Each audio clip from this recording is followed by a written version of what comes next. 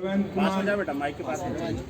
पिताजी श्री गेंदलाल वरकड़े शिक्षा कर्मी थे। 5 मार्च सन 2018 को मेरे पिताजी का देहांत हो गया।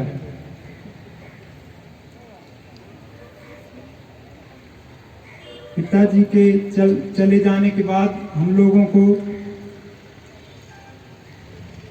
पिताजी श्री गेंदलाल वरकड़े शिक्षा कर्मी थे। 5 मार्च सन 2018 को मेरे पिताजी का देहांत हो गया।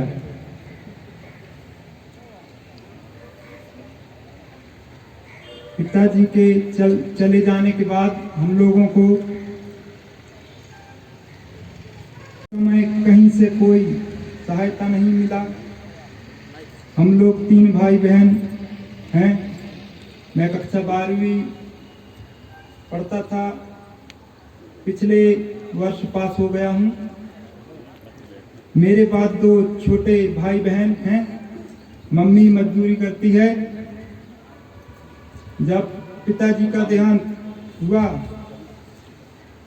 तब 50,000 रुपए मिले थे। कुछ दिनों तक उसी पैसे से मम्मी घर का खर्चा चलाया करती थी।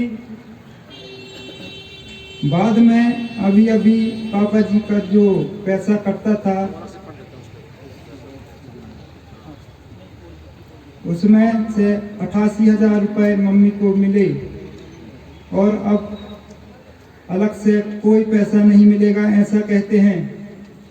इसके अलावा हम लोगों को कहीं से कोई पैसा नहीं मिला है। पिछले 2 महीने से 1,900 रुपए हर महीने मम्मी के खाते में जमा हो रहा है।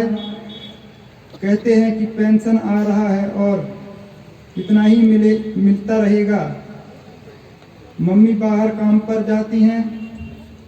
मैं और मेरा छोटा भाई जहाँ पर काम मिलता है दोनों कर लेते हैं और पढ़ाई भी करते हैं। छोटी बहन नानी के यहाँ रहकर पढ़ रही है। महोदय जी मैं नौकरी करना चाहता हूँ। पापा जी के बाद मुझे अनुकंपा की नौकरी मिल जाए तो मैं अपना घर संभालूंगा। हमारे लिए कुछ करने की कृपा करेंगे। बस मैं इतना ही कहना चाहता हूँ।